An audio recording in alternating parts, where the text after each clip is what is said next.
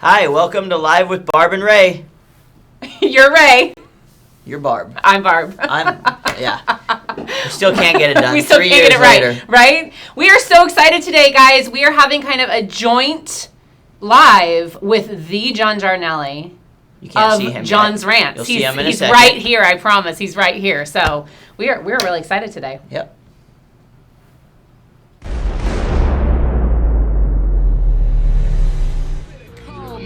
Let the legend unfold.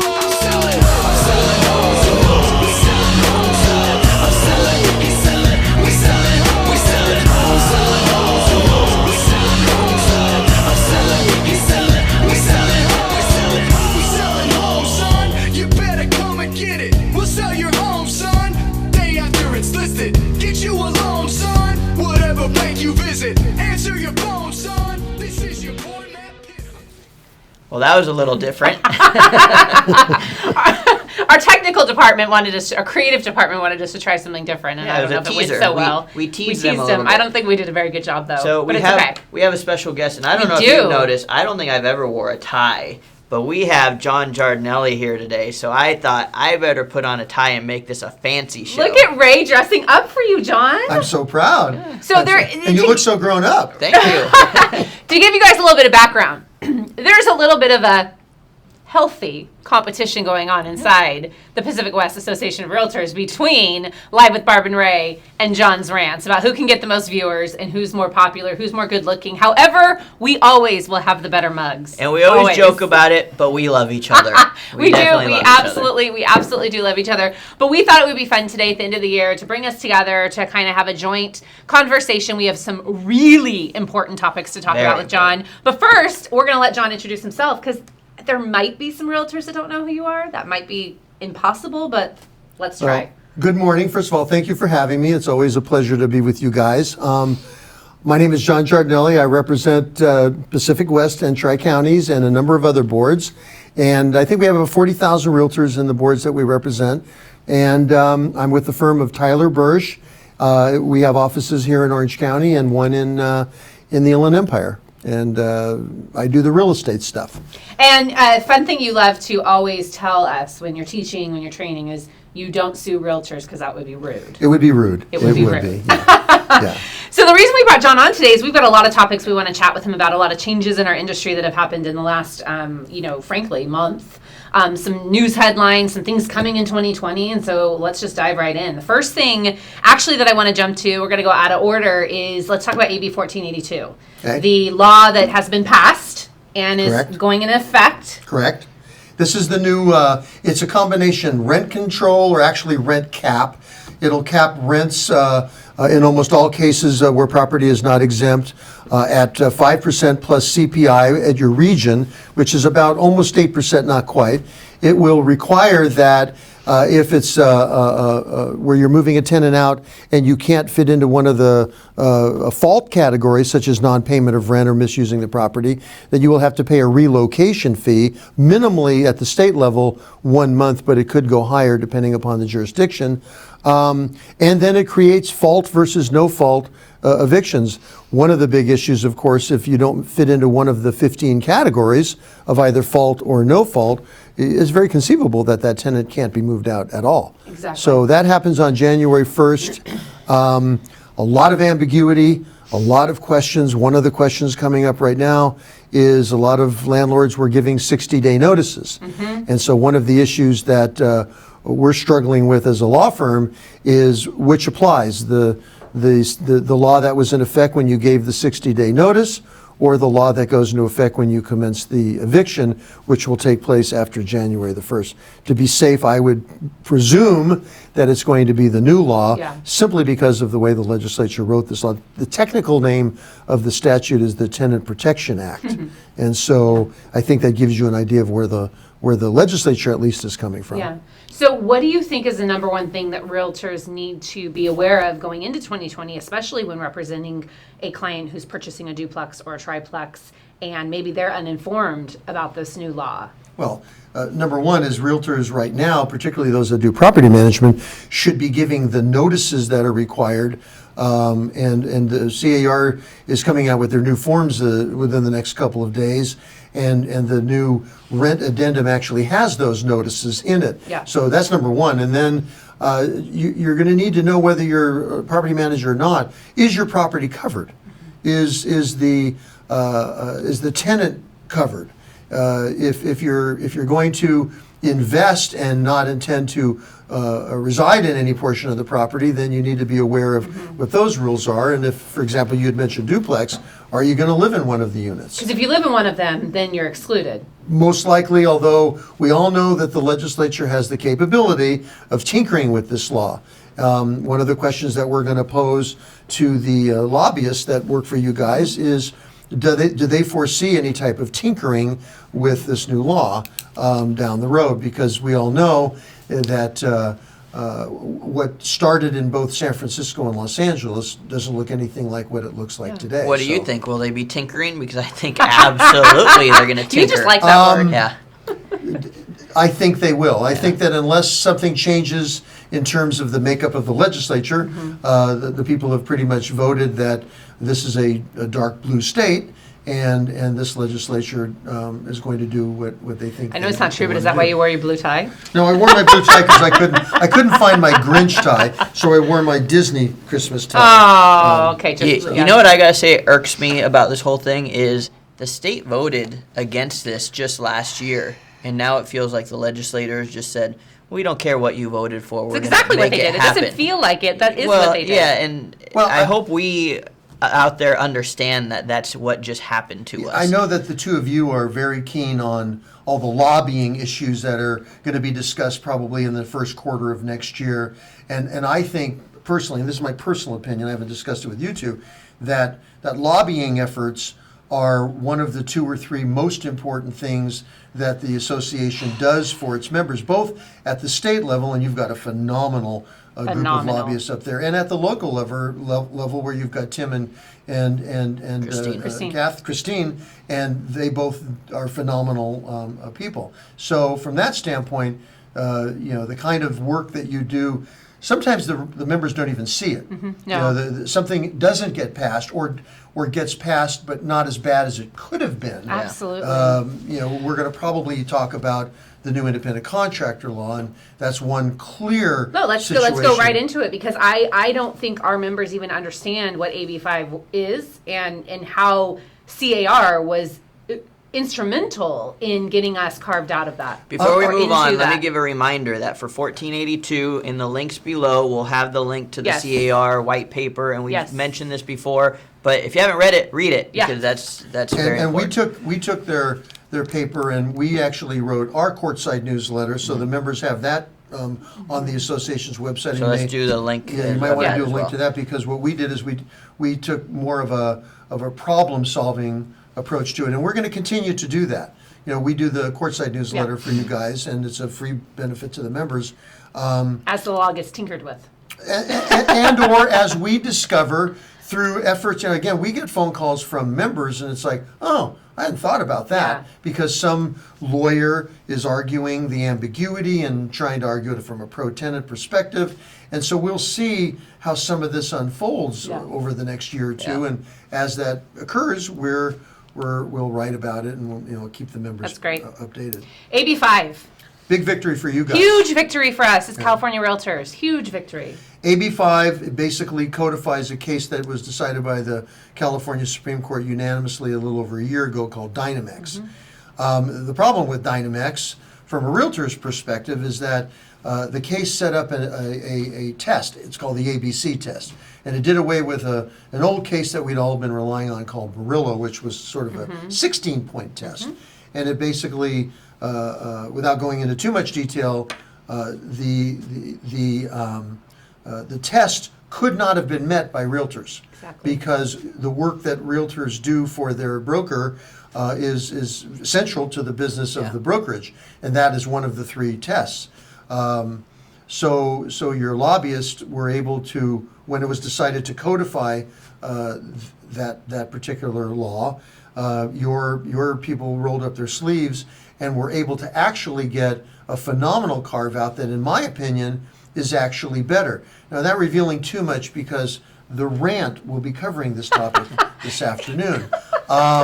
We're going to go over what this means for brokers, because what it means for brokers, under the old law and the way it's been interpreted, if a broker had a question of, well, if these are independent contractors, can I make them do training? Right? I have a duty to supervise these guys, but if I make them do training, am I turning them into employees? The new law clarifies that, and no, it doesn't. If it has something to do with a broker's duty to supervise, the new fair housing laws, the RPA, which is going to be new next year, all those things that brokers have to supervise their agents and train them on is not going to be considered anything that will get the brokerage in trouble relative to the new AB5 law. It's a really great change. Fantastic. I cannot speak highly enough of what our CAR lobbyists do. And mind you, when John keeps saying you guys and your people, he's speaking of the California Association of Realtors lobbying team. NAR, equally fabulous, some great things coming out of NAR as well. But I will say, I believe California lobbyists are the top in the nation. And don't overlook your own people, because I have knowledge of some of the things that your government affairs people have done locally, while some, sometimes you look at something and you go, well, that was a big defeat, like the rent control. But it could have been a lot worse. Absolutely. And so sometimes when you have a group of legislators, whether at the state level or the city level, bound and determined to pass something, the best thing you can do is maybe carve off some of the barnacles and make it not quite as bad as it could have been. And you guys have done that as well. Okay, let's transition into another topic. I'm sure many of our realtor friends have seen the, if you want to call it, national video about some unfortunate practices by some real estate practitioners. I don't know for sure they're realtors, so let's just call them real estate practitioners in the New York area, and lots of things changing in fair housing. So let's chat about that. What do our realtors need to know? Besides, don't discriminate. The bottom line is that if for anything, if the person has the money to buy or rent, that's all that you need to know. That there's so many issues. You two are on the board and have been serving your membership for a long time. We talk every year about legal trends, and I've been telling you guys for years that I believe that fair housing issues is going to become, particularly in California, not just nationally, but specifically in California, because of our diverse population and the nature of our legislature, is going to take the front seat. And I think we're seeing that. There's a couple of things that they need to be aware of. First of all, starting on, we haven't been getting a lot of press on it, and we're going to try to spend a little more time over the next couple of months. There are going to be some new regulations that the Department of Fair Housing are going to be issuing, commencing on January the 1st, about 50 pages worth of not too friendly, if you're a landlord or in the sales side. That really make it crystal clear that when it comes to race, creed, gender issues, when it comes to issues relating to ADA, you got to be really cautious. Secondly, NAR is changing the Code of Ethics as of January the 1st. Article 3, which is the duty to cooperate for the benefit of the client. They're adding I think it's 3.11, but it's the very last standard of practice that says that it will be a violation of Article 3 if you fail to cooperate with another realtor because of any of the categories mentioned in Article 10. So what that does is it takes a duty that you have to the public to not discriminate and makes it a duty that you have to your client. So suddenly, discriminating against someone because of their race or one of the other protected categories suddenly becomes an issue that you could find yourself in trouble relative to your fiduciary duty to your client. Because if a deal is gone sour because of your biases, that could prove to be a breach of the fiduciary duty to your client. So there's that. And then, of course, we always need to keep in mind that advertising issues are very critical, and the words that you use and the language that you use can be very, very difficult. Also, just keep in mind that if you're found guilty of a violation based on discrimination at the board level, which is, sounds like, okay, well, they can fine me and they could, suspend my membership or slap my hand or something. Those go to the Department of Real Estate for a licensing issue. So the bottom line is you got to be careful. Yeah. And you know, there's going to be a whole new area coming into effect on January the 1st, besides those new regs that I mentioned, which are very onerous. The bottom line is be good. Yeah. Be a good person. But also be ethical. understand that there's some very specific things. For example, discriminating based on source of income. Yeah. You know, they're adding Section 8 income to the issue. Doesn't mean you can't turn down a prospective tenant, but not because they're getting Section 8 money, but for other reasons relating to their qualification. There's those kinds of issues. So yeah, being good. One of the things that I'm going to be talking to your people about up in Sacramento. In fact, we may tomorrow we're having them come down and to talk to the brokers. Is this whole issue of implied bias? I mean, we all have our issues. We all grew up in certain periods, and our parents taught us certain things, and you know, we've had our own experiences. So we all have some level of bias. So the question really is, are my biases so deep that I don't even recognize that I'm discriminating? Well, you keep calling them our people. I'm a little offended by our people.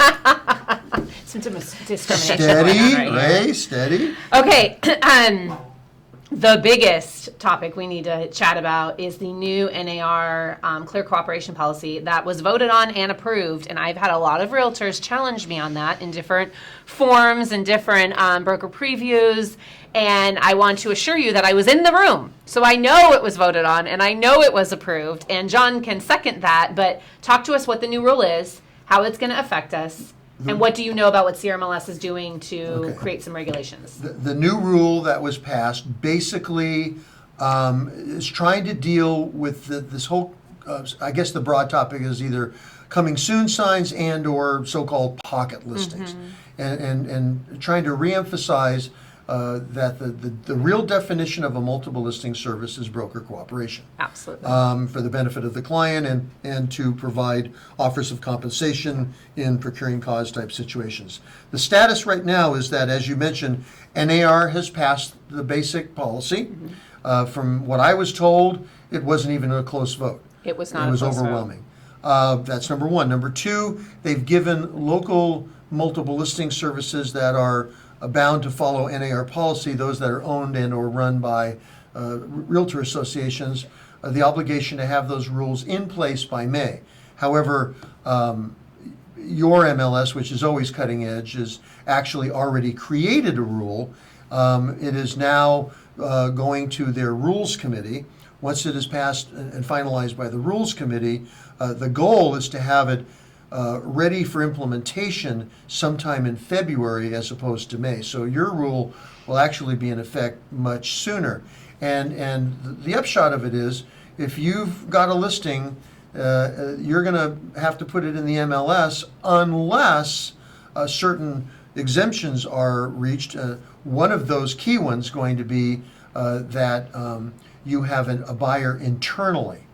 A true pocket listing where you have a seller and either you or another member of your brokerage has a buyer today, now. And how are they going to define having a buyer today and now, possibly? What would be a good proof that you have a buyer today and now? Okay. You should have been a lawyer, Barbara. I know where you're going with that. No question. Slide it in there. Because you and I have had this conversation. You and I both agree. Yes. And frankly, if we were king, I just want all the other members to benefit if we were king and from queen this. of the world, or I would be king, you would be the princess because you're so much younger. But I believe, and I think you do too, that buyer-broker representation agreements should be mandatory. We have to But figure something out. certainly, whether that will change or not, I hope it does someday, because I know that, as I mentioned to you guys, I bought a property recently in another state, and the first thing that the buyer's agent had me do was to review and then sign a buyer representation form. And frankly, while the words were a little bit different and not in the same order, the concepts were virtually identical. This is what I'm going to do for you. This is what I'm not going to do for you. It had nothing to do with money. Obviously, in California, you can have an agreement that does provide minimum compensation and things like that.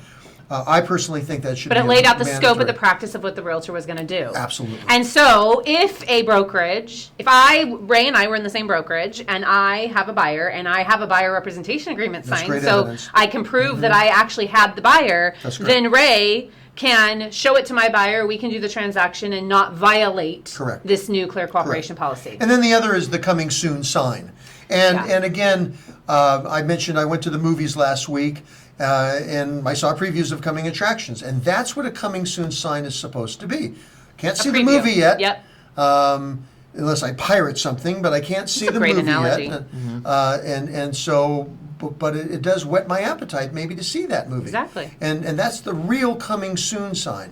When you start telling people you'll show it to them, that's marketing. Absolutely. And that's the distinction. It's there's nothing wrong. You know, I think I've mentioned to you we're thinking of putting my house on the market, Yeah. our house on the market, well, my wife's house on the market that I get to You just live live in it. Uh-huh. And one of the things we've talked to our realtors about, we don't want to do anything where people come into the house during the Christmas holiday because of the decorations and the gifts and all that sort of stuff.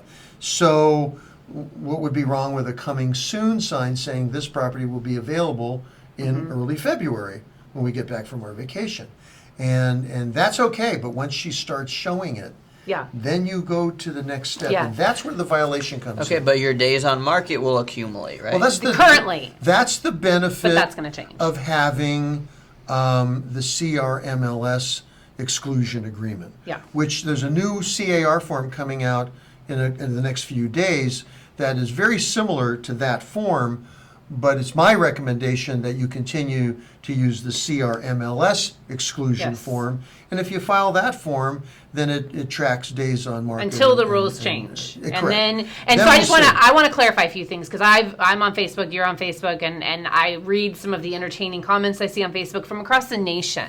And what I want to reassure or reaffirm to California or to specifically Pacific West realtors, because you fall under CRMLS rules. When you see online through all these groups that coming soons will still be okay, not in the coming soon that you've been used to with CRMLS. Not in the coming soon where you can put a sign up, accrue days on market, and then go in the MLS with 20 days on market. Coming soon will simply be, I have a listing that's going on the market February 2nd. But the minute it's advertised within 24 hours or one business day of it being advertised publicly, it's going to have to go in the MLS. But correct me if I'm wrong, which I don't think I am. We can still list a property, stage it, photos, prep it, paint it, use a proper, probably document, because I'm not marketing it, I'm just getting it ready. That will still, it's 24 hours or one business day of publicly marketing it. Correct. That's correct. And again, the rule states that very clearly. One of the things I do want to point out is something that apparently the lawyers at CRMLS, and they're both brilliant attorneys, are agreeing with you and I. It says a client is any individual or entity that is subject to the terms of a valid and operative buyer representation agreement with the listing broker.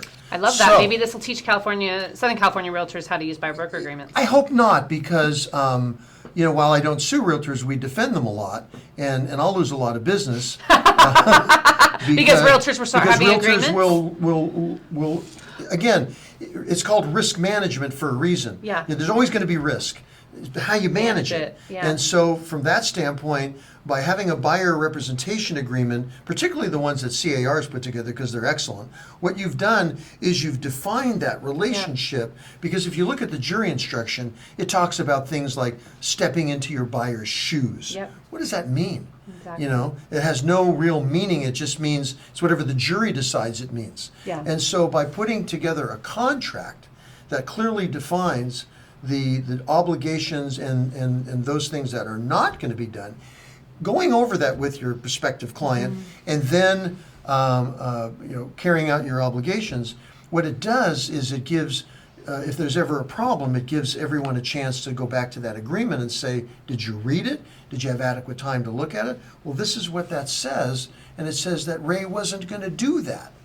right? You and I have talked, Barbara and Ray, I think we've talked about, this whole concept of emerging issues. What's going to happen when the internet becomes, right now it's a primary source of information. What are the duties going to be to go online and search for information? Well, and that's what I want to bring up. So when we did a fantastic legal panel. I believe you were at that one where you had He was, 'cause Andrew, he was making faces at me. I noticed that. Karen, Andy.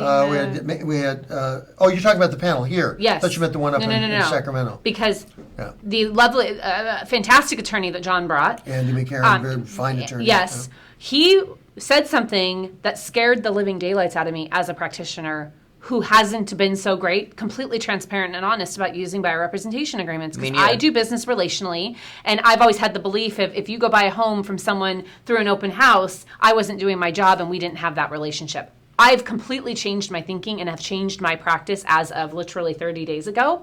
But he mentioned that he's seeing a spike in the amount of buyers suing their buyer's agent, which typically you only see a buyer sue the seller or the listing agent. They're suing their buyer's agent because they didn't understand what the buyer's agent was going to do and wasn't going to do, like look up websites. If you walk into a medical facility, they're making you sign all sorts of documents to define the relationship. Whether you ever have a chance to actually read them or not, that's one thing. In my law firm, it's mandatory that we provide an engagement letter, which is a form of a retainer, whether there's money up front or not. Exactly. Because we want our clients, and you should want your clients to understand what you're going to do for them, and more importantly, in some cases, what you're not going to do. Exactly. Because your level of expertise does not cover things like geology, law, tax, all of these other issues that inspections, right? Websites. Whatever it might be, they need to understand you're there to facilitate a transaction. First and foremost, you are there to help market properties and find properties that are being marketed. That's the central function. And then to shepherd your clients through that process, using experts as needed in various stages of that process, but not to necessarily do the work. But again, if I'm a first-time home buyer or someone who simply assumes that you'll take care of everything, then maybe my expectations are wrong. Yeah. And to clarify that, you first thing you need to do is read the agreement that CAR has provided for you, and then give it to your client, give them an opportunity to read it, and then go over it with them. And frankly, even if they won't sign it, which is a red flag, make sure they get a copy of it and that you cover Document the fact your file, that this is what I'm going to do for you, so you should look at it, because I'm going to operate under the assumption that we both understand that that's going to be Absolutely. the relationship. You going to start using them? I am. Yeah, so we've started in the last Yeah. 30 days. Yeah. Yep. So Yay.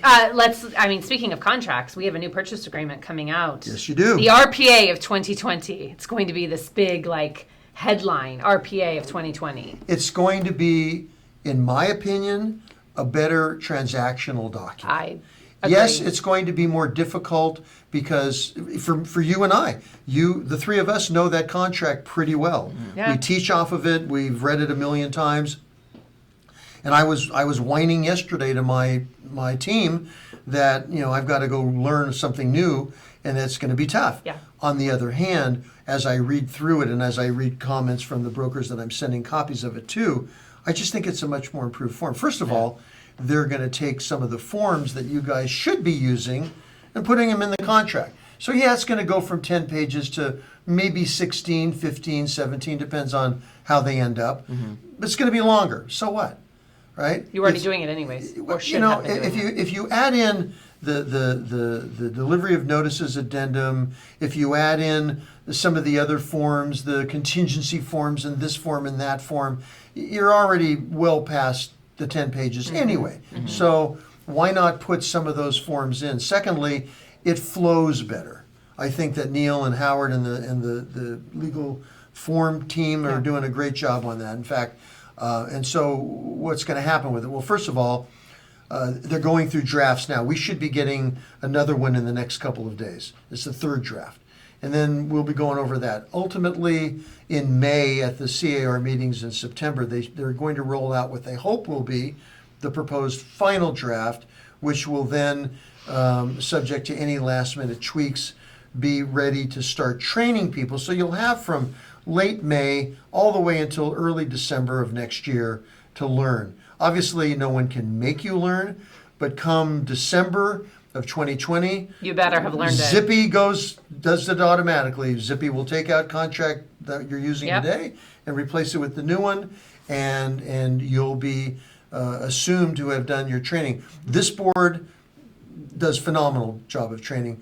We've already talked to the people that handle education. You were at the brown bag. We did some surveying and it was split pretty evenly. We'll probably do, and you and I will probably do a class Yeah. together. That was a lot Yep. of fun. I learned a lot.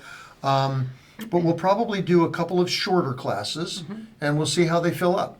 That's really not that's where Lane and we'll get other 'em people trained. come in, and if there's enough people for these classes, we'll continue to do them, and we'll, Yeah. doesn't necessarily have to be me, but we'll get, and just on the changes. And then we'll probably make the change and do the all-day class, which includes everything, and we'll do that through to the end of next year, and by the end of next year, You'll be trained. you'll be trained. And of course, CAR is going to provide training and lots of places. The bottom line is you don't have a choice. Yeah, it's coming. And I've seen the draft copy of it, and there's some phenomenal, good, positive changes that I think will make it not only easier for us to explain the contract to our clients, but most importantly, easier for our client to understand. Absolutely. Which is They're key. doing things like they're putting there's a form now, which is a summary of your offer. That's the first page of the new, at least it is today. They may change that. Yeah.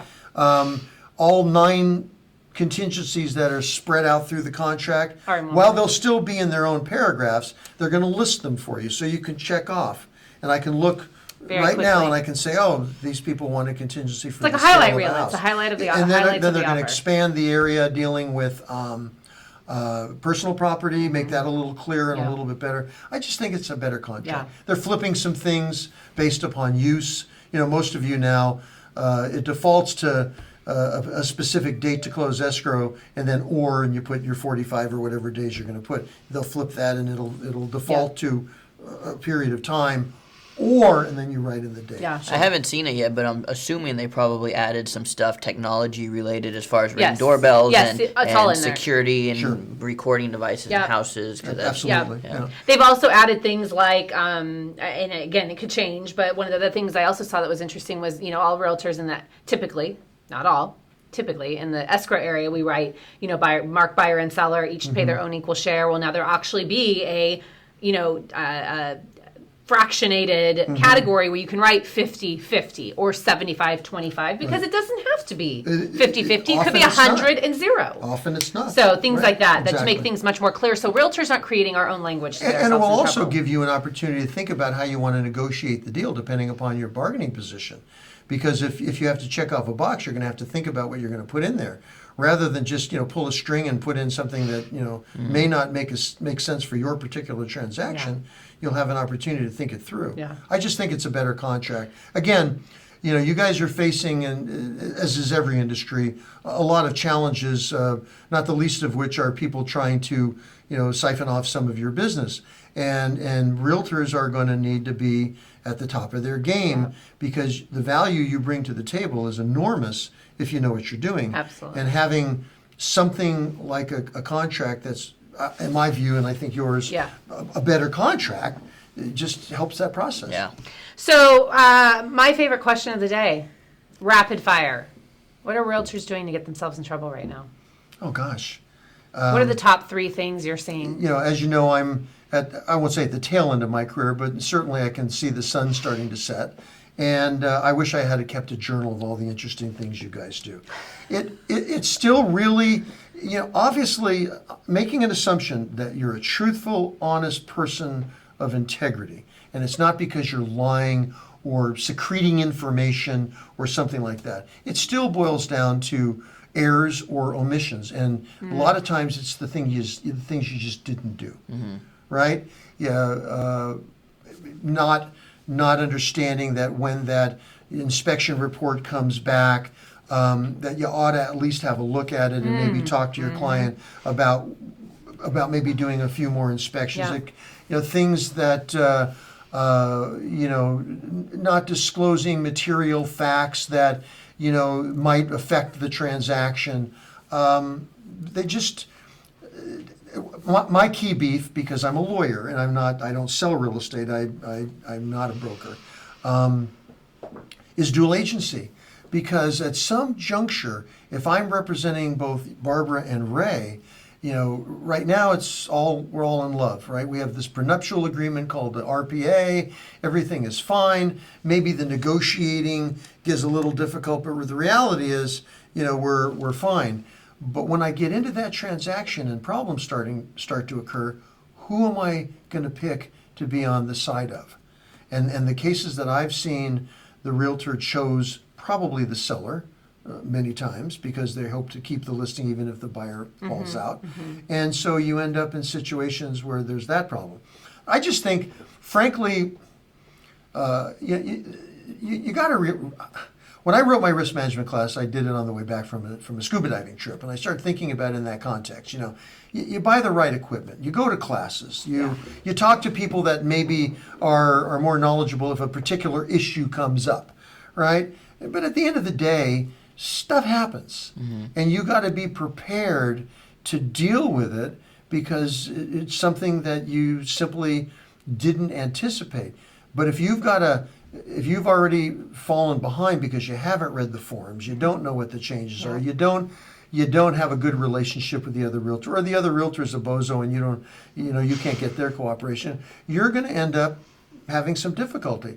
At the end of the day, you have to remember it's not your transaction. Exactly. It's your sellers or your buyers, and they have to be properly informed.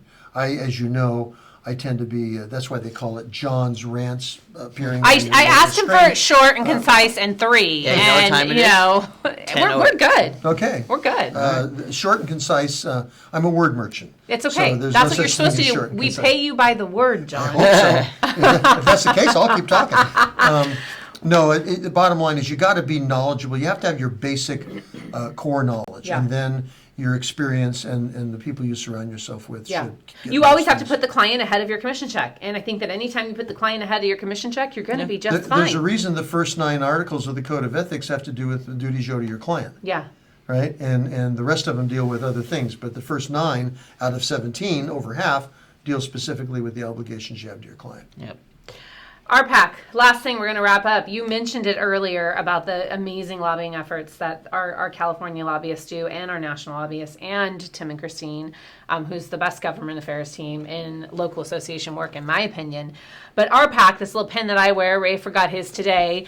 We've talked to you guys about it so many times, and dues billing is coming up, which is why I want to talk about it. If you don't understand how much value you receive as a realtor because of the things that our political action committee, RPAC, Realtor Party, RAF, whatever, there's all kinds of nicknames for it, does for you. You heard a few of them specifically today. And John, I know you're super passionate about this topic and helping realtors understand that without these people and these things that they do, we would have so many more struggles. I agree. I think when you look at the cases, when you look at the statutes that are being passed, and you're aware of what's going on behind the scenes, you realize that if you took CAR out of the picture, the kinds of things that would have been passed, or the kinds of decisions that would have been made based upon the law that. It's kind of like that movie, It's a Wonderful Life, it's Christmas time, right? If I wasn't there, what would the world have looked like? Exactly. And unfortunately, in California, because of the nature of our politics right now, and that's not a comment on, what one side or the other, it's just a fact of life. It's a very blue state right now, that you've got to have the money. Jesse Unruh, who used to be our speaker and one of the most powerful men in California, made a comment one time that money is the mother's milk of politics. And you got to have money. And people got to give, because that money is then funneled and used for very specific and legitimate purposes. And then you've got to respond. There's hundreds of thousands of licensees in California and realtors specifically. And when they show up in mass, while it may not win the day like it didn't with 1482, the rent control, it made things a lot better. But it did win the day when it comes to AB5 and Absolutely. the realtor carve-out. Absolutely. And then all the liability issues. Yeah. And, you know, you've got to understand that personally, I would love to see, and I know that you're passionate about having representatives in every city where Yes. where realtors become the eyes and the ears, because you know I don't know how many jurisdictions you guys cover, but it's over 20. 33. 33. So yeah, it's over 30. Yeah. So if you enjoy watching our show, Yeah. we do this out of the kindness of our hearts. We do. We do. We do. I don't know if people think we get paid for this. I That'd be really, funny. really, Uh, really, I'm not really getting hope they paid? don't. You're not getting paid. But we're here volunteering our Yeah. time and our money, because we do this too. Yep. And if you watch the show and you appreciate everything we do, send some money and make a comment down below and I say, did you it. know what? Yeah. Your words made me say, yes, I'm going to give some money. Like, that'd Here's be what I want to awesome. say is when you and I joined the board kind of about the same time when we got hyper involved, Mm-hmm. I was asked in my interview for my seat in the board about how much I knew about RPAC, and I really knew nothing. And I was asked in a separate conversation, why did you never contribute? And I said, because no you one didn't ever know. asked me. And I didn't know. Well, guess what? We're asking now. you, and you know. And you don't have to go crazy like Ray and I have. But every little bit counts. $25, $50, $100. I mean, And if you have questions, we are normal people, and you can find our phone numbers very everywhere. easily. We're So realtors, for goodness sake. I'm actually telling you, if you ever have a question Yeah. for her or I, call us. Call I'm us. not gonna. I don't Text think we should us. say our phone numbers on No. here, but you can Google us and find our phone numbers very Absolutely. easily. Or call the association and you can So. find us. Or ask us at an event. We'll be happy to share that information with you, because to end, I asked Sanjay, who's coming tomorrow from CAR, to speak on this and share another win that I don't think people even realize happened, because CAR, in my opinion, doesn't do a great job of telling all No. the wins. And I think if you knew all the wins, you would feel a lot differently about contributing. But they also had a huge win this year with regards to, and I'm going to murder the acronyms, the CCPA and the Privacy Act, with regards to our MLS data. And the fact that CRMLS and CAR got a Correct. a correction to the law that basically will require us, the MLS, to keep our data. There is a couple things on that. That's a really great comment, really It's important so topic. important. First of all, there is a new Privacy Act that went into effect. There were 35 bills, many of which were incredibly onerous in terms of how you keep data, what you've got to do, and the fact that the lawyer group was looking for another, what we call PAGA claim, which is where they get attorney's fees if they even get a few dollars. All of that went away thanks to lobbying efforts of organizations like CAR. Secondly, there was a Privacy Act that was passed, and it goes into effect on January the 1st. What you need to know about that, for your purposes, is that in the next couple of days, a new Privacy Act advisory will be issued, and that's something you should read. And then specifically talking about what Barbara just mentioned is because it was not clear whether or not the data that CRMLS and other MLSs store would have been subject to this. Another law was passed concurrently, essentially, that basically says that the MLS must keep its data for a period of 3 years. And that is going to be found now in the Civil Code. So what it huge. does is it says, the Privacy Act says, unless otherwise required by law. So what they did Made is it they law. passed an otherwise required by Well, law. I just And- want all realtors to understand, can you imagine if your seller or your buyer who bought the home could have written to the MLS and demanded that their home be completely removed from our database, and then you don't have comparables, you don't have photos, and you have no way to properly value a future listing. And that's kind of how this could have started, right? Yes. Some sellers were upset that their pictures Yes. and everything lives on in the MLS. Yep. And that And if started. it wasn't for CAR's lobbying efforts to get in there and help us create this law and support it Correct. so that we can have a proper marketplace to continue to do what we do. Every day, realtors do a reasonably competent, diligent visual inspection. Well, that wasn't the law before CAR got it passed. The law was much more onerous and was much more ambiguous, and it was not clear, Yeah. based on a case called Easton, which was a very old case, what the realtor's duty was. And so, as a result, CAR a long time ago lobbied for a clearer understanding that all your duty is to do an inspection. Yeah. And, Yeah. and say what you see. It just is a matter of get yourself educated, understand, and we asked.